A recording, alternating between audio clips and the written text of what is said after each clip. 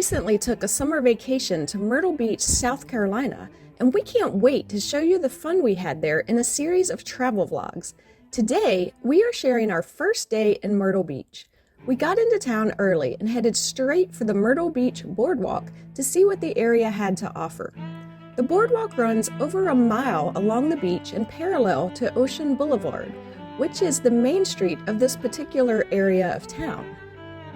There are some volleyball courts along the boardwalk where we entered, and from the boardwalk, we got out onto the sand for our first view of the beach. The beach was lovely and the water was warm. The summer crowds had arrived with us in mid-June, but an overcast day kept the crowds from being overbearing.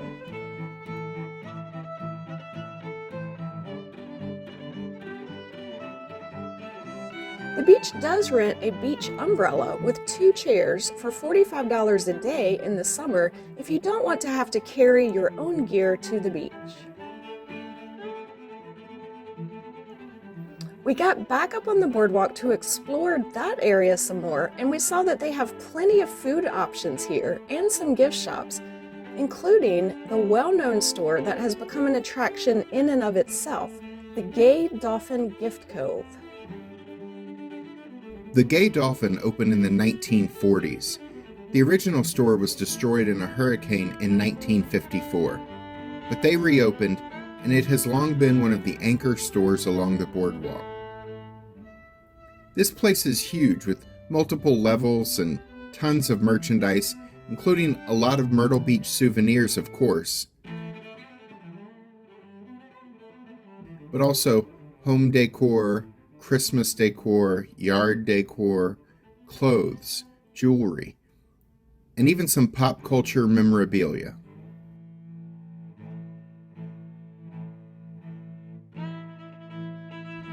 We probably spent an hour in there, and I'm not convinced we saw the whole entire store. But we did make a few souvenir purchases on our way out.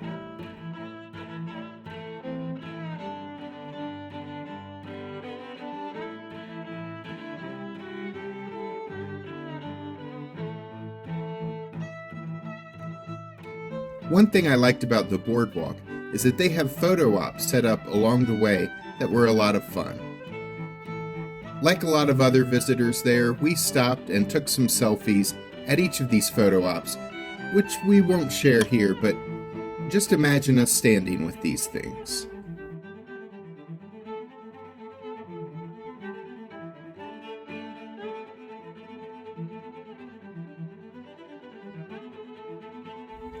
Another thing that was cool about this boardwalk was that it used to be a wooden boardwalk, but when it was rebuilt in 2010, it was built with recycled milk jugs to help keep plastic out of the ocean.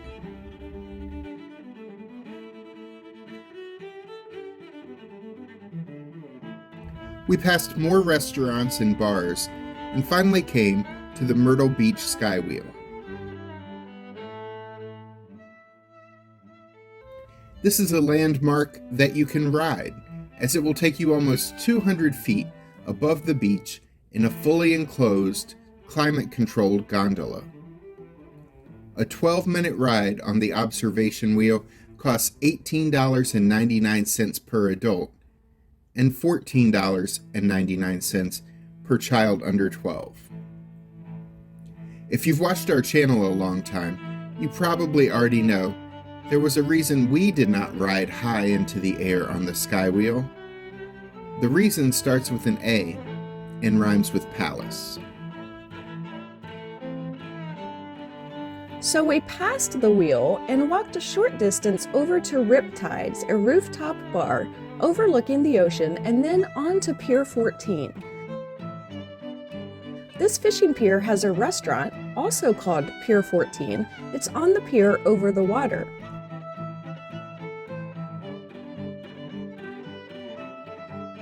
If you want to walk on the pier, though, you can enter a side door to a pier gift shop. In there, you will find more souvenirs, but you can also pay $1 to walk the pier.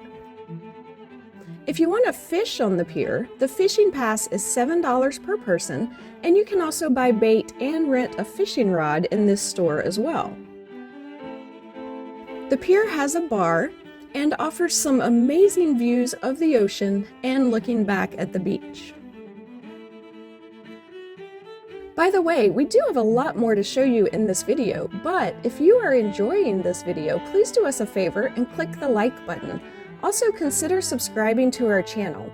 We have more Myrtle Beach videos to come, plus we still have several videos from our Dallas, Texas trip coming out in the next few weeks, along with theme parks, water parks, and anything else interesting we encounter this summer. We hope that you will join us.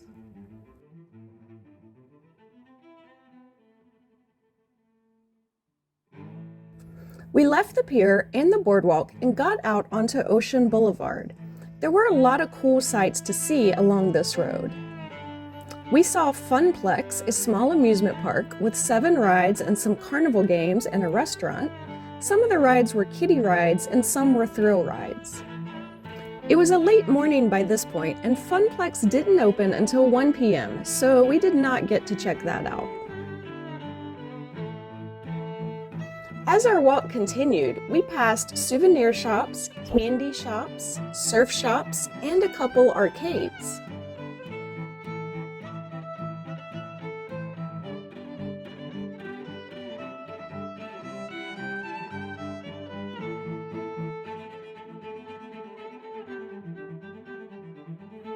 There were also some Ripley's attractions, including a haunted house, a mini golf course, a mirror maze, and what Ripley's is best known for, Ripley's Believe It or Not.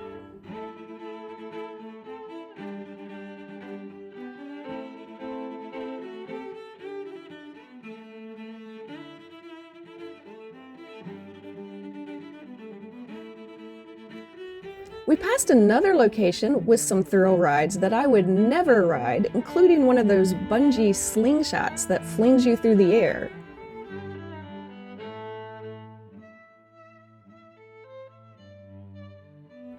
Speaking of being flung through the air, Myrtle Beach Zipline Adventures is also nearby with a series of zip lines and an adventure obstacle course to try out.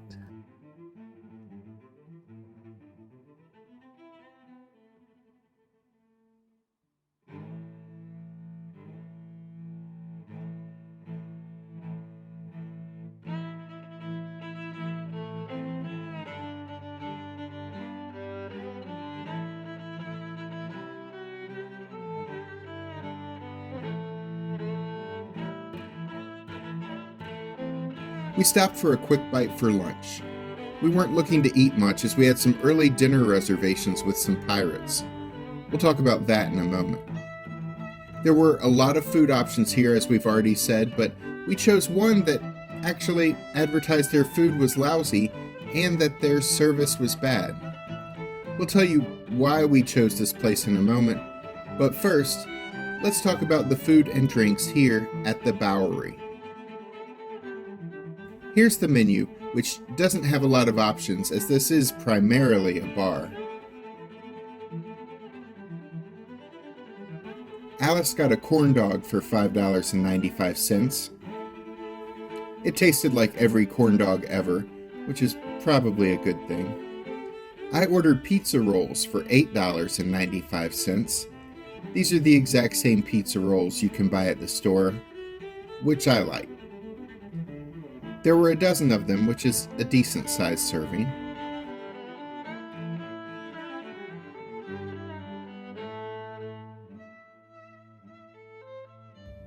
For drinks, Alice ordered the Sunburn, which featured tequila, triple sec, orange juice, pineapple juice, and lime juice for $10. I ordered a drink called Go Bananas, whose ingredients include banana liqueur, coconut rum, pineapple juice, and grenadine, also for $10. We both really liked our drinks, though when we tasted each other's drinks, we were both convinced that our chosen drink was much better than the other. So, if it wasn't for the food or drinks, what drew us to the Bowery? Well, it's the fact that this bar has a concert stage. with a house band that performs 6 nights a week, 8 months out of the year. And from 1973 to 1978, that house band was a group that is now known as a country music supergroup named Alabama. This is the stage where they performed nightly before they signed a record deal and became national stars. We aren't the world's biggest country music fans, but we definitely know who Alabama is, and we've had a couple of their songs on our Spotify road trip playlist for years now. Anyway, it was really cool to see where they got their start. Today, a music group called the Bounty Hunters performs here 6 nights a week from March through October. As for Alabama, they've opened their own theater in Myrtle Beach called the Alabama Theater, though the band does not regularly perform there. They do have a nightly show featuring musicians performing covers of hits from well-known music icons, along with occasional guest stars in concert. We checked into our hotel next, but a tour of our hotel is going to be a whole separate video, as is our standard procedure. Then we had dinner reservations at the Pirates Voyage. This is the same dinner theater that you can see in Pigeon Forge, Tennessee.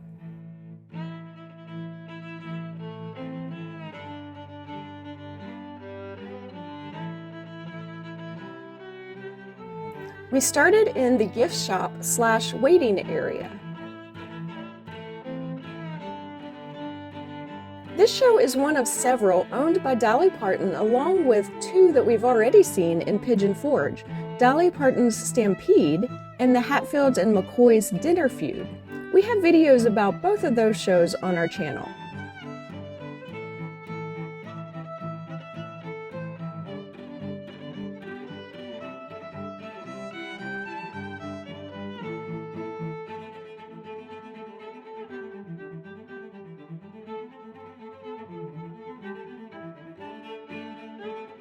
This pirate version is actually my favorite of the 3.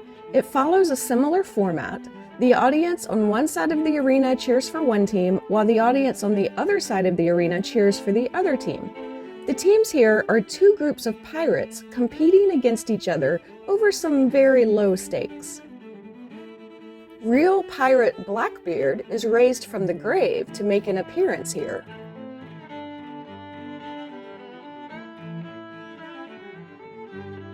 Along the way, dinner gets served. It consists of a biscuit, soup, a roasted half chicken, a piece of sugar-cured ham, corn on the cob, a baked potato, and for dessert, an apple turnover, with each course being served during lulls in the action on stage. In addition to a main stage, the arena included 2 large pirate ships and a lagoon, so the pirates could walk the plank. As the show went on, there were a number of competitions among the pirates who were well known for being willing to bend the rules. Plus, there were a few animal performers, some amazing acrobatics, and even a Romeo and Juliet style love story. We had a great time here. Tickets start at $69.99, but they do go up in price depending on the day of the week and which showtime you choose. The show takes place 2 to 3 times each day in the summer. We went to an early 3:30 p.m. show to save a few dollars. Click the links at the end of this video to see our videos about another beach we love in South Carolina, Hilton Head Island, and one of our favorite resort hotels at that beach. I'm Alice. And I'm Jack. Be sure to click the subscribe button and the notification bell so we can see you the next time we're traveling through.